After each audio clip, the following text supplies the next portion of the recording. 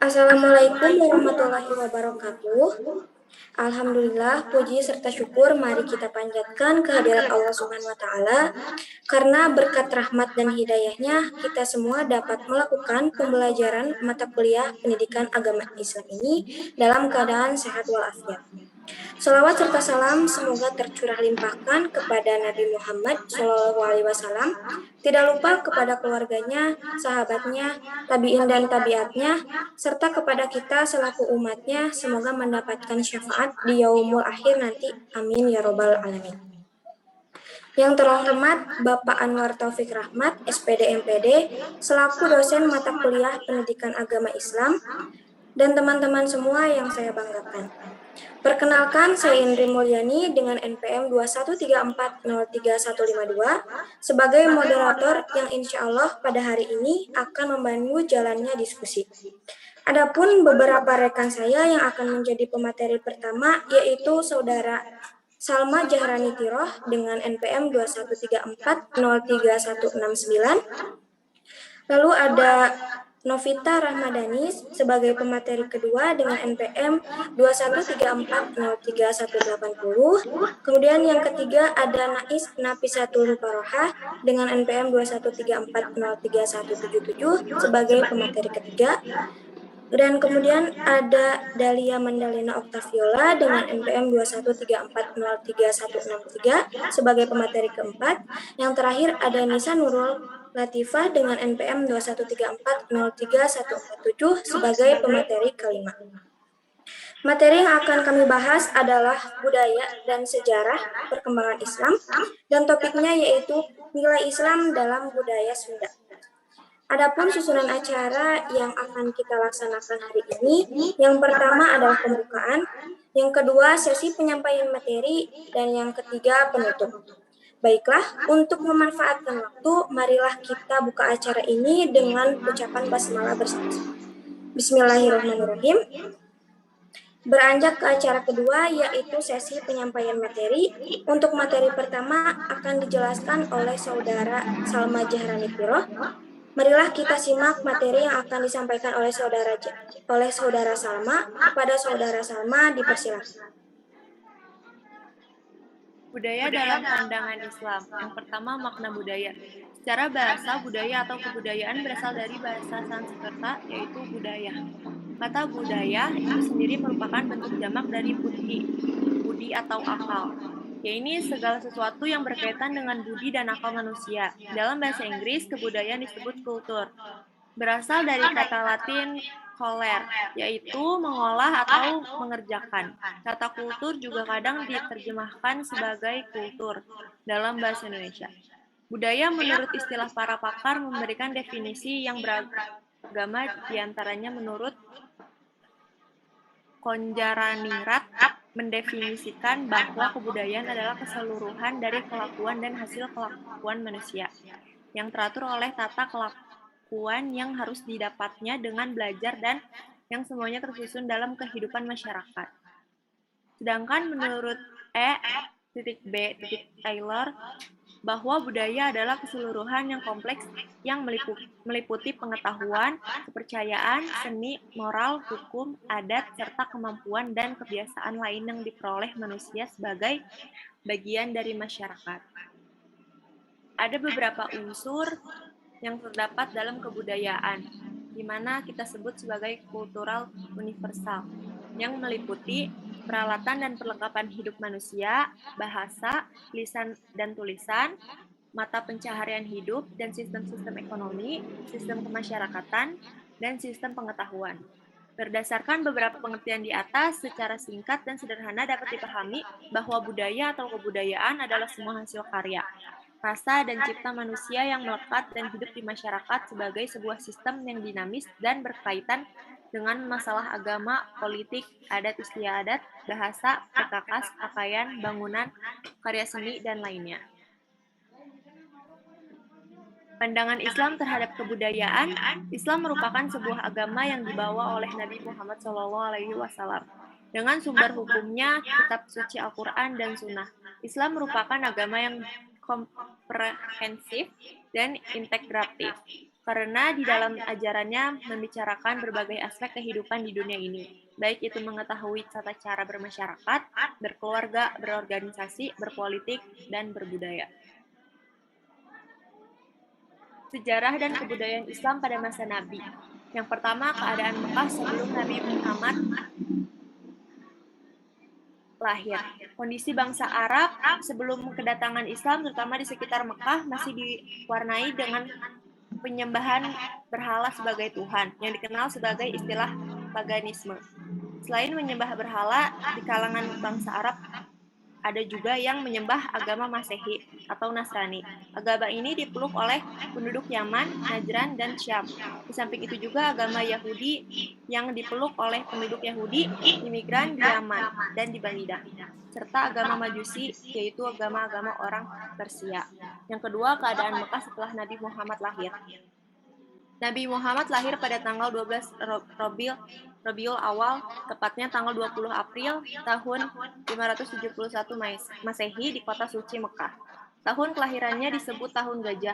Awal kenabiannya dimulai ketika beliau bertahanus atau menyepi di Gua Hira. Sebagai akibat dari keprihatinan beliau melihat keadaan bangsa Arab yang menyembah berhala, di tempat inilah beliau menerima wahyu yang pertama, yaitu surat Al-Alaq 1-5. Dengan wahyu yang pertama ini, beliau telah diangkat menjadi nabi utusan Allah. Yang ketiga, periode Mekah. Pada periode ini, dakwah Islam 3 tahun pertama dilakukan secara sembunyi-sembunyi. Muhammad mulai melaksanakan dakwahnya yang pertama di lingkungan keluarga, yaitu dimulai istri beliau sendiri, yaitu Khadijah. Kemudian Ali bin Abi Thalib, Abu Bakar sebagai sahabat beliau, lalu Zaid bekas budak beliau. Setelah itu banyak orang yang masuk Islam dengan peraturan Abu Bakar. Yang keempat, periode Madinah. Rasulullah bersama para sahabat melakukan hijrah ke Madinah disebabkan oleh beberapa sebab, diantaranya sebagai berikut. Karena berbedanya iklim kedua kota mempercepat dilakukannya hijrah. Yang kedua, karena pada umumnya para nabi tidak dihormati di negaranya. Dan yang ketiga, karena tantangan yang dihadapi di Madinah tidak sekeras di Mekah. Sekian penyampaian materi dari saya kembalikan ke moderator. Terima kasih.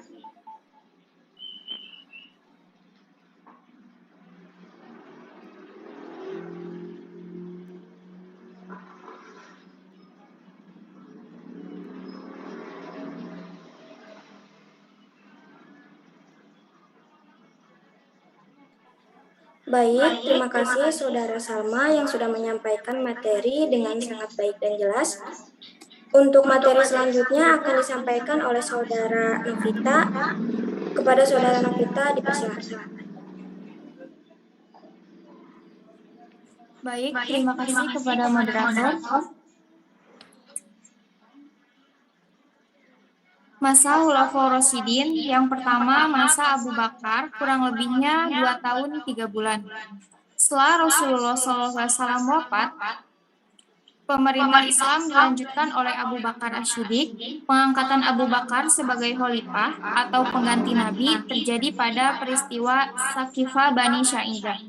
Ini membuktikan bahwa Abu Bakar menjadi khalifah bukan atas kehendaknya sendiri, tetapi hasil dari musyawarah yang dilakukan oleh umat Islam.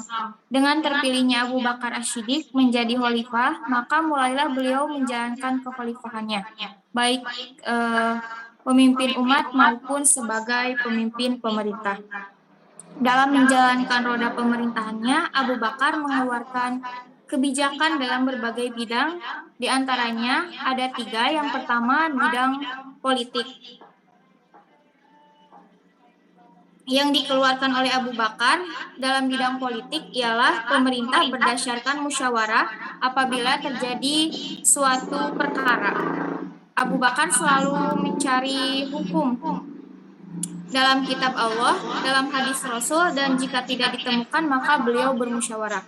Yang kedua, kekuasaan undang-undang, artinya di mata undang-undang semuanya sama, baik itu pejabat, rakyat, muslim maupun non-muslim. Yang kedua, di bidang ekonomi. Yang pertama ada menegakkan hukum dengan memerangi mereka yang tidak mau membayar zakat. Yang kedua ada tidak menjadikan ahli badar Yang ketiga, tidak mengistimewakan ahli Badar. Yang keempat, mengelola barang tambang atau rikaz. Yang kelima, menetapkan gaji pegawai berdasarkan karakteristik daerah. Yang keenam, tidak merubah kebijakan Rasulullah dalam masalah ziyah. Yang ketiga, ada bidang keagamaan. Isi dari bidang keagamaan yang pertama, memerangi kaum riddat atau murtad. Yang kedua, pengumpulan ayat-ayat Al-Quran. Hal ini dilakukan Abu Bakar karena ada beberapa alasan. Yang pertama, para penghafal wahyu banyak yang gugur. Yang kedua, sarana penulisan wahyu berupa daun-daun. Lanjut. Yang kedua, ada masa Umar bin Khattab, kurang lebihnya 10 tahun 6 bulan. Menjelang wafat, Abu Bakar menunjuk Umar bin Khattab sebagai penggantinya. Disinilah tampak perbedaan di mana Abu Bakar yang diangkat dan diakui oleh mayoritas umat, sedangkan Umar diangkat dan ditunjuk oleh seorang saja, yaitu Abu Bakar. Yang pertama, bidang politik. Isi dari bidang politik adalah Majelis Syura atau Dewan Penasehat. Yang kedua ada Al-Khatib atau Sekretaris Negara. Yang ketiga ada Nizamul Mali atau Departemen Keuangan. Yang keempat ada Nizamul Idari, Departemen Administrasi. Yang kelima ada Departemen Keamanan. Dan yang keenam Departemen Pendidikan dan lainnya. Yang kedua ada bidang militer. Dan yang terakhir ada bidang ekonomi. Lanjut. Lalu selanjutnya ada masa Utsman bin Affan, kurang lebihnya 12 tahun. Setelah Umar bin Khattab wafat, suara mayoritas menghendaki dan mendukung Utsman bin Affan. Pemerintahannya berlangsung selama 12 tahun. Akan tetapi, pada masa kepemimpinan banyak terjadi konflik, huru-hara dan fitnah yang membawa kepada kematiannya. Mereka tidak puas dan kecewa disebabkan karena Utsman telah lanjut usia, yaitu usianya 70 tahun. Sifat yang lemah lembut, kurang tegas, cenderung memperkejakan orang-orang terdekatnya, ia laksana sebagai boneka di hadapan kerabatnya. Harta kekayaan negara dibagi-bagikan oleh kerabatnya tanpa terkontrol olehnya. Pada masa Khalifah Utsman bin Affan, terdapat sejumlah program penting yang dapat dilaksanakan, diantaranya sebagai berikut. Yang pertama, ada membangun bendungan untuk menjaga arus banjir yang besar dan mengatur pembagian air ke kota-kota. Yang kedua, ada membangun jalan dan jembatan. Yang ketiga, membangun masjid. Dan yang terakhir, memperluas dan merenovasi masjid Nabi di Madinah. Sekian penjelasan dari saya. Terima kasih, saya kembalikan kepada moderator. Baik, terima kasih Saudara Novita yang sudah menyampaikan materi dengan sangat baik dan jelas. Untuk materi selanjutnya akan disampaikan oleh Saudara Nais. Kepada Saudara Nais, dipersilakan. Baik, terima kasih kepada moderator yang telah mengizinkan saya untuk sedikit menjelaskan. Nah, di sini saya akan menjelaskan sedikit tentang masa Ali bin Abi Thalib. Nah, masa Ali bin Abi Thalib itu berlangsung dari tahun 35 sampai 40 Hijriah atau 656 sampai 661 Masehi. Sekisaran 4 atau 9 tahunan 4 tahun 9 bulan. Setelah Utsman bin Affan meninggal, maka kekhalifahan itu dilanjut oleh Ali bin Abi Thalib. Nah, jadi ketika kekhalifahan Utsman itu berlangsung, nah di tengah-tengah itu Utsman itu meninggal, lalu menunjuk Ali bin Abi Thalib untuk melanjutkan kekhalifahannya. Nah, dia menjabat sebagai khalifah itu selama 6 tahun. Dalam kekhalifahan itu ditandai dengan keadaan yang tidak stabil, seperti ada konflik huru-hara dan pemberontakan yang sering bermunculan. Hal ini itu diakibatkan karena ada sebagian kecil yang tidak menyukai Ali bin Abi Thalib, yaitu dari keluarga Umayyah. Nah, ada juga, jadi ketika Ali bin Abi Thalib sedang sholat subuh, beliau itu ditusuk oleh seseorang dari Bani Umayyah kalau tidak salah. Nah, ditusuk. Ketika itu Ali bin Abi Thalib meninggal. Nah, setelah meninggal Ali bin Abi Thalib, maka masa kekhalifahannya itu digantikan oleh anaknya yang bernama Hasan. Nah, tetapi ketika masa Khalifah Hasan itu tidak berlangsung lama, kisaran 6 bulanan. Nah, itu digantikan lagi dikarenakan ke masa Hasan itu, waktu Hasan menjalankan kekhalifahan, beliau itu masih kanak-kanak. Nah, jadi digantikan lagi oleh khalifah yang selanjutnya. Next, walaupun pada masa pemerintahan Ali bin Abi Thalib itu tidak stabil, tapi ada banyak juga prestasi yang dicapai oleh Khalifah Ali sebagai berikut. Yang pertama, memajukan bidang ilmu bahasa. Yang kedua, membenahi keuangan negara, yaitu Baitul Mal. Nah, yang ketiga, mengganti pejabat yang kurang konsisten. Dan yang keempat, yaitu bidang pembangunan. Dan di masa Ali juga terjadi peperangan, yaitu Perang Jamal dan Perang Sifil. Nah, yang selanjutnya yaitu masa Bani Umayyah. Sejarah mencatat bahwa kekhalifahan Bani Umayyah diperoleh melalui kekerasan, diplomasi, dan tipu daya.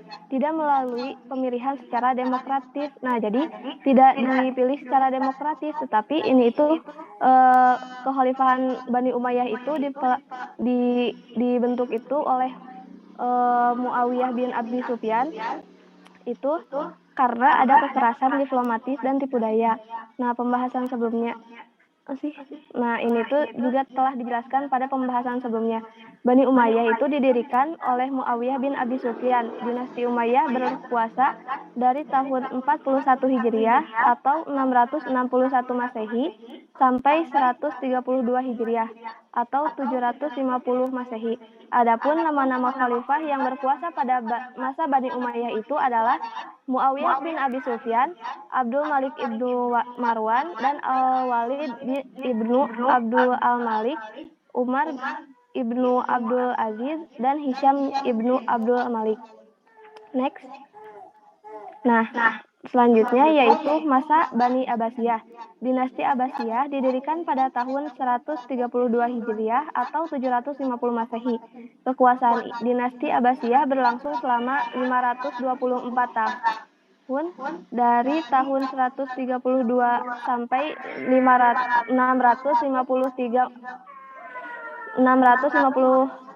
Hijriah atau 750 sampai 1258 Masehi.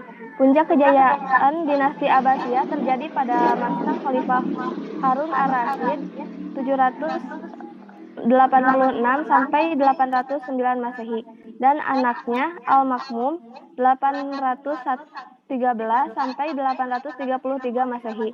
Berikut daftar beberapa kemajuan yang berhasil dicapai pada masa dinasti Abbasiyah, yaitu bidang agama, bidang umum, filsafat, ilmu kedokteran, matematika, farmasi, dan ilmu ekonomi, geografi, dan sastra. Next. Setelah kehancuran dinasti Abbasiyah, dinasti kecil-kecil. Adapun dinasti yang lahir dinasti kecil dan melepas diri dari kekuasaan Baghdad pada masa Khalifah Abbasiyah, yaitu dinasti Umayyah di Spanyol, Andalusia, dinasti Fatimiyah di Mesir dan Turki, Utsmani atau Turki, dinasti Safawi di Persia, dan dinasti Moghul di India. Mungkin itu saja yang bisa saya sampaikan. Saya serahkan lagi ke moderator. Terima kasih.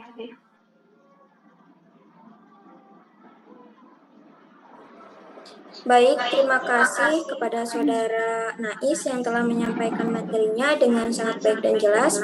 Untuk materi selanjutnya akan disampaikan oleh Saudara Dahlia. Kepada Saudara Dahlia dipersilakan. Baik, terima kasih kepada moderator yang telah memberikan saya kesempatan untuk menyampaikan materi terkait sejarah awal masuknya Islam di Nusantara. Yang pertama, masuknya Islam sejak abad ke-7 Masehi. Nah, Islam ini berasal atau dibawa oleh para pedagang-pedagang Muslim yang berasal dari Arab, Cina, dan India. Mereka ini datang ke Indonesia untuk berdagang sejak abad ke-7 Masehi, ketika Islam pertama kali berkembang di Timur Tengah. Untuk yang kedua, masuknya Islam sejak abad ke-13 Masehi. Pendapat ini didasarkan pada penemuan-penemuan sebagai bukti yang kuat Di antaranya dikaitkan dengan masa runtuhnya dinasti Abbasiyah di Baghdad, berita dari Marco Polo, penemuan batu nisan kubur Sultan Malik As-Saleh di Samudra Pasai, juga berita datang dari Ibnu Battuta. Kemudian menurut Ahmad Mansur Surya terdapat 4 teori besar. Yang pertama, teori Gujarat Profesor Dr. Snow Purgroje. Menurutnya Islam tidak mungkin masuk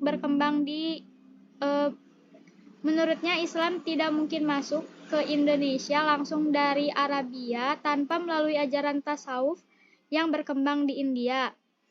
Kemudian yang kedua, teori Mekah Profesor Dr. Buya Hamka.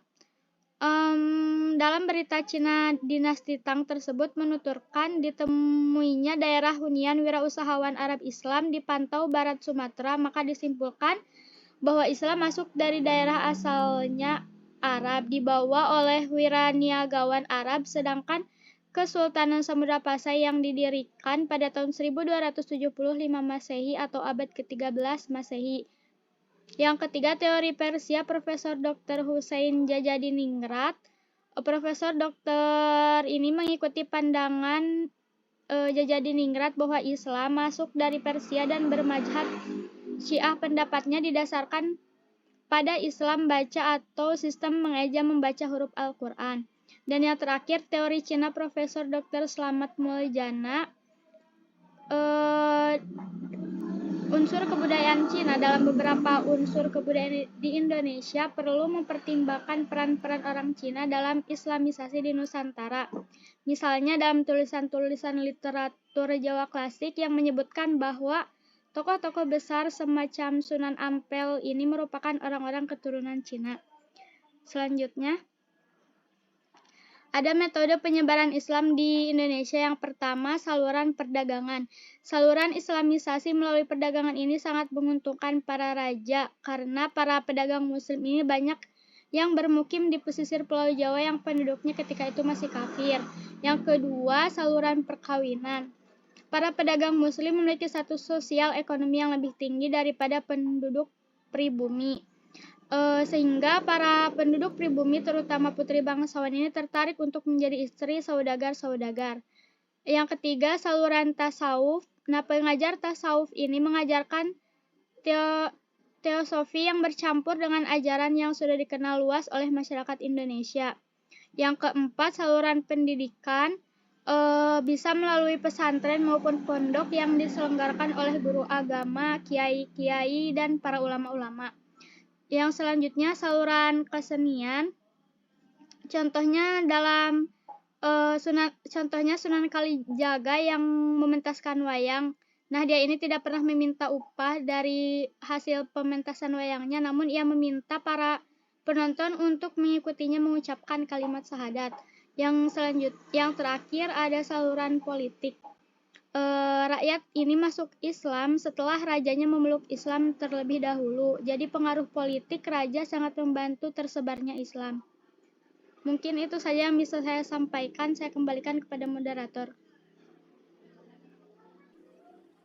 Baik, terima kasih kepada Saudara Dahlia yang sudah menyampaikan materi dengan sangat baik dan jelas.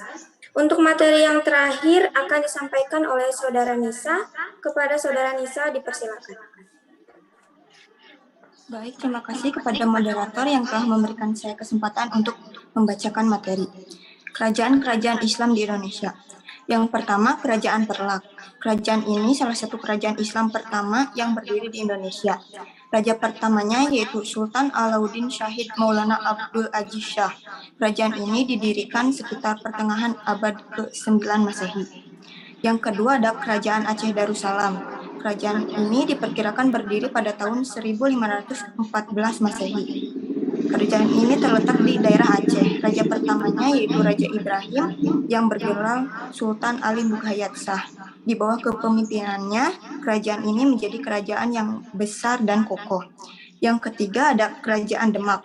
Kerajaan ini merupakan kerajaan Islam pertama di Pulau Jawa. Kerajaan Demak berdiri pada tahun 1478. Palembang, Maluku, Banjar, dan wilayah bagian utara wilayah Jawa merupakan daerah kekuasaan Kerajaan Demak. Yang keempat ada Kerajaan Mataram Islam. Kerajaan ini berdiri pada tahun 1586 Masehi di Kota Gede, bagian tenggara dari Yogyakarta. Kerajaan ini didirikan oleh Suto Wijoyo, saudara dari Pangeran Bengowo. Suto Wijoyo memiliki gelar Panembahan Senopati ing Alaga Sayyidin Panatagama. Yang kelima ada Kerajaan Cirebon. Kerajaan ini berdiri pada tahun 1522 Masehi, didirikan oleh Raden Fathahilah atau dikenal dengan Sunan Gunung Jati, dan digantikan oleh cicitnya yang bergelar Panembahan Ratu. Kerajaan Banten didirikan oleh Sultan Hasanuddin yang merupakan anak dari Sunan Gunung Jati. Setelah berhasil menaklukkan Banten pada tahun 1525 Masehi, Sunan Gunung Jati menyerahkan kekuasaan Banten kepada putranya. Kerajaan ini mencapai puncak kekuasaannya pada saat kepemimpinan Ki Ageng Tirtayasa. Dan yang ketujuh ada Kerajaan Islam Banjar yang berdiri pada tahun 1520 Masehi, terletak di Kalimantan Selatan. Dengan raja pertama dari Kerajaan Banjar adalah Raden Samudra yang mendapat gelar Surya Nulo. Adapun peninggalan Kerajaan Islam Banjar yaitu Masjid Sultan Suryansyah. Next. Nilai Islam dalam budaya Sunda. Penyebaran Islam di tanah Sunda. Islam memasuki tataran Sunda dengan penuh kedamaian, memberikan nilai-nilai spiritual bagi masyarakat Sunda yang telah memiliki sifat hanif dengan penyembahan hanya pada satu Tuhan saja. Sumber sejarah lokal menyebutkan bahwa penganut yang pertama datang ke Jawa Barat ialah Haji Purwa pada tahun 1337 Masehi. Haji Purwa merupakan putra kuda lalean. Haji Purwa masuk Islam ketika ia sedang perjalanan niaga ke India yang diislamkan oleh saudagar Arab yang kebetulan bertemu di India. Next. Hukum dalam cerita Purwaka Caruban, Nagari disebut bahwa daerah-daerah di tataran Sunda berhasil diislamkan oleh Sunan Gunung Jati selain Cirebon adalah Kuningan, Sindangkasih, Talaga, Luragung, Ukur, Indralaya, Bantar, dan Imbanganten. Galuh dan Sumedang diislamkan oleh Cirebon pada masa Sunan Gunung Jati. Daerah Luragung diislamkan tahun 1481. Next. Hukum Islam dalam budaya Sunda. Yang pertama, lagu-lagu Sunda. Lagu Sunda, baik yang melembaga seperti lagu Cigawiran, Ciawian, dan Cianjuran, merupakan lagu yang bisa didengarkan para santri kalong di Masjid Tajuk, madrasah yang meliputi ajaran tauhid. Yang kedua, ada upacara adat perkawinan. Pernikahan yang sah dilakukan di depan sesepuh dengan disahkan oleh para sesepuh adat tersebut. Next. Yang ketiga, ilmu marawis atau ilmu waris. Tradisi masyarakat di Tatar Sunda dalam pembagian waris ketika orang tua meninggal dunia tetap membagikannya dengan ukuran yang sama antara laki-laki dan perempuan. Yang keempat ada akikah. Akikah adalah penyembelihan hewan kambing, domba, dan sejenisnya yang dilaksanakan pada hari ke-7 oleh seorang anak oleh orang tuanya. Yang kelima ada khitanan, yang merupakan kewajiban bagi laki-laki dalam Islam. Pelaksanaan khitanan di masyarakat Sunda dilaksanakan dengan hiburan seperti organ di siang hari dan sorenya dilanjut dengan pengajian. Yang keenam, kematian. Ketika salah seorang anggota keluarga meninggal, maka secara spontan para tetangga tersebut membawa beras dan makanan dan sebagainya, membawa uang. Sekian dari saya kembalikan ke moderator.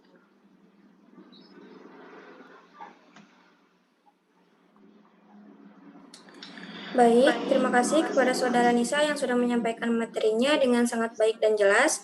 Alhamdulillahirrabbilalamin. Seluruh rangkaian acara telah kita laksanakan. Sebelum ditutup, saya akan menyampaikan terlebih dahulu kesimpulan mengenai materi yang telah dibahas tadi. Jadi secara singkat, sederhana dapat dipahami bahwa budaya atau kebudayaan adalah semua hasil karya, rasa, dan cipta manusia yang melekat dan hidup di masyarakat sebagai sebuah sistem yang dinamis dan berkaitan dengan masalah agama, politik, adat istiadat, bahasa, perkakas, pakaian, bangunan, karya seni, dan hal lainnya. Sejarah masuknya Islam di Indonesia dikemukakan oleh para pedagang Arab, India, dan Cina. Diprediksi pada abad ke-7 Masehi merupakan awal kedatangan agama Islam. Islam memasuki Tatar Sunda dengan penuh kedamaian, memberikan nilai-nilai spiritual bagi masyarakat Sunda yang telah memiliki sifat hanif dengan penyembahan hanya pada satu Tuhan saja.